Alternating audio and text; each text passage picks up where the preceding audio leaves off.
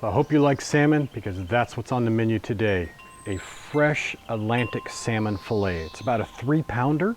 That's going on our Island Grillstone, and we're going to be accompanying that with a beautiful grilled Japanese eggplant.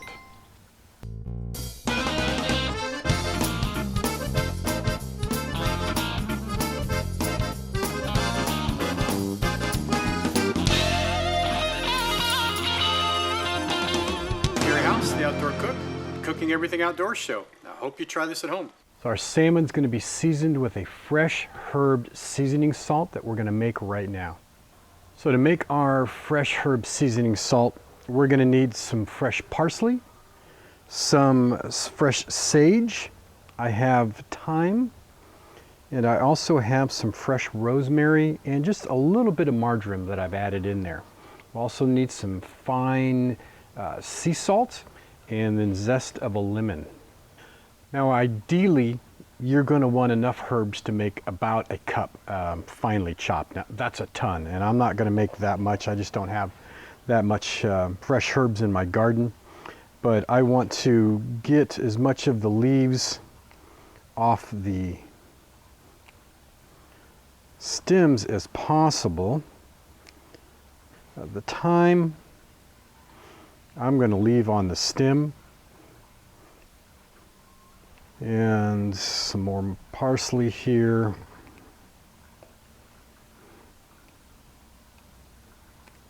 Our rosemary, fresh. Let's peel that against the growth. And then our sage leaves. I'm going to pinch the stems off here.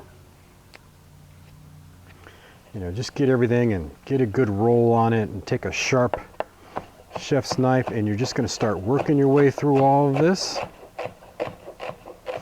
multiple times.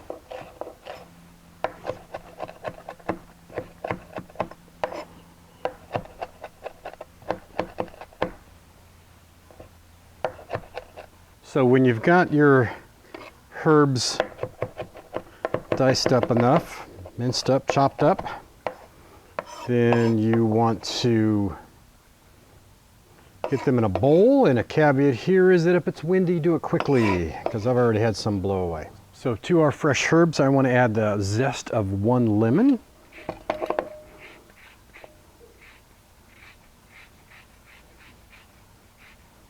As much as possible. Now at this point, you need to decide how much salt you want in your fresh herb seasoning salt. And I usually go for a 1:1 ratio. You can go for 2:1, which would be 2 cups of salt, 1 cup of fresh herbs. So for me, I'm going to go with about a cup of salt, and about a 1:1 ratio here.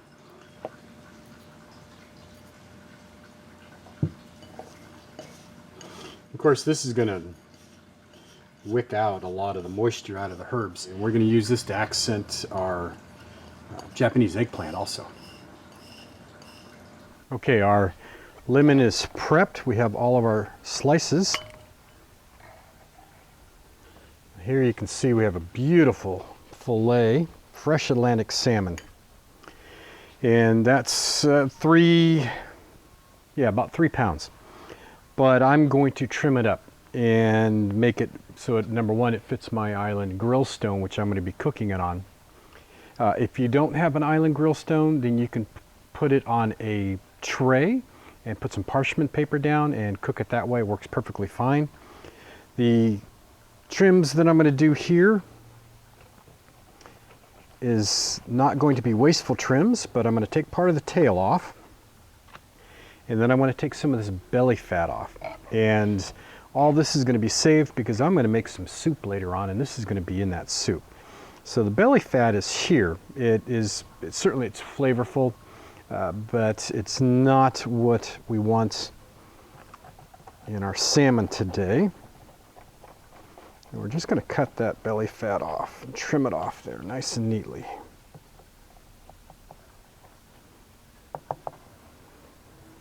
So now we have our salmon fillet trimmed up where we want it. And what I want to do now is double check to make sure I don't have any more pin bones in here. And it's bone free. You can see all the bones have been removed. And you can just run your finger across there and you can tell if there's any bones left. And we just don't want any bones. Now looking at this, what I want to do is I want to make some slices, and what I'm looking for is about a 1-inch piece. And I'm going to slice this to the skin, but I don't want to go through the skin. I'm going to do this all the way across my fillet.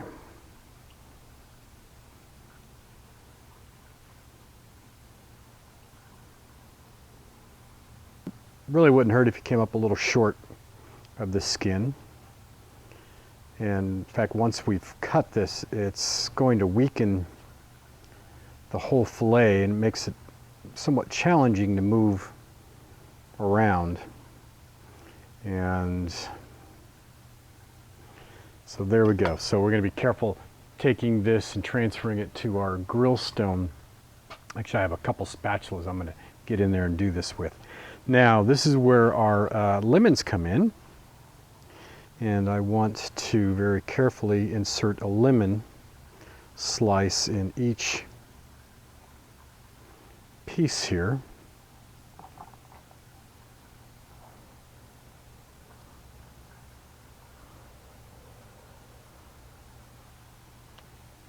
So now that our salmon has lemons in it, I want to take and drizzle some olive oil over it.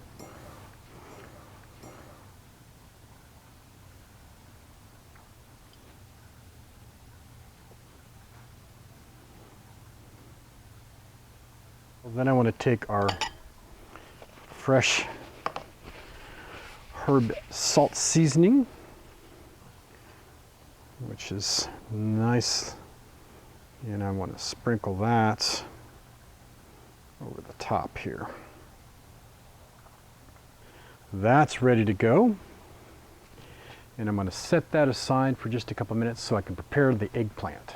So here's just a couple Japanese eggplants, and just going to take the ends off, and I want to slice it in half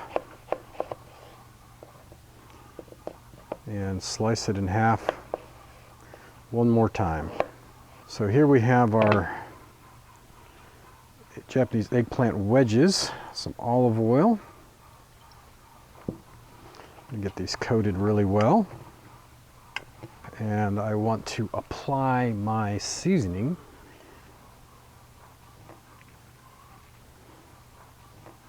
So now that I have everything prepped, it's time to put it on the grill. Now, the Island Grillstone has been preheating for quite a while now. So it's really, really hot. I want to oil the grill. Some nice oil on there. Make sure we're coated up so we don't stick on it. Bailey's here thinking she's going to get something. Now, the hard part is getting it onto the grill. So I'm using 2 spatulas here, and we're just going to lift and place. That is a beautiful thing. So at the same time, I want to get my eggplant on. And try to get it so I can get some grill marks on there.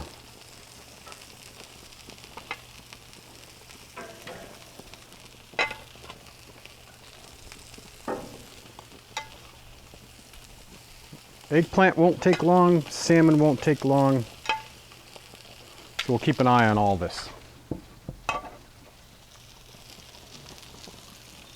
Make sure I'm down to low temp.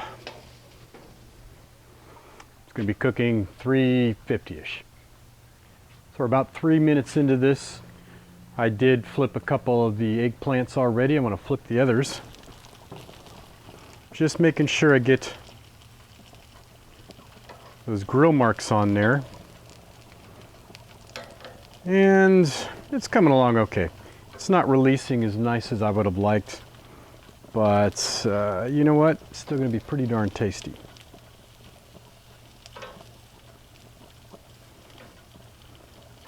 Now eggplant you don't want to overcook, at least I don't. I still like it a little bit al dente.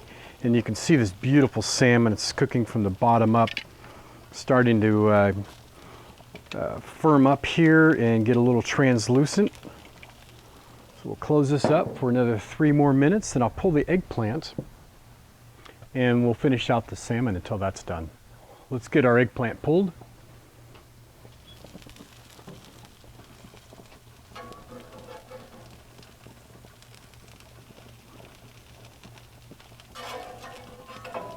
Uh-oh, I'm gonna lose that one.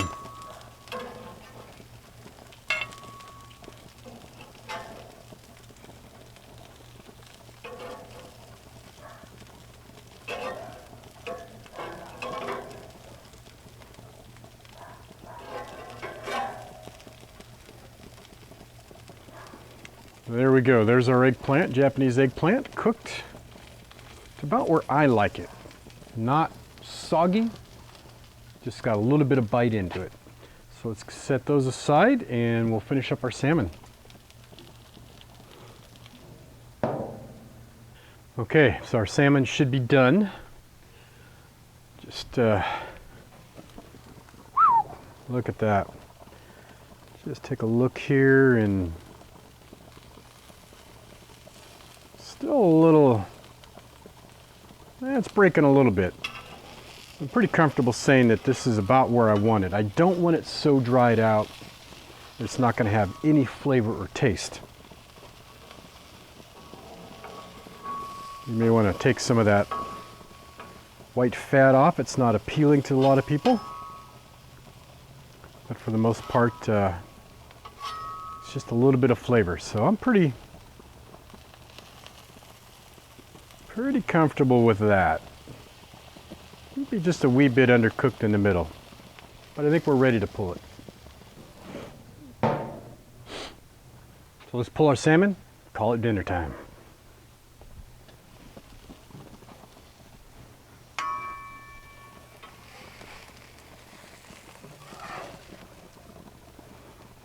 There we go. Oh my gosh. Biggest platter I have. And it barely fits, and there you go.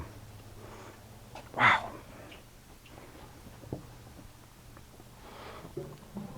All right, I'd say it was a huge success.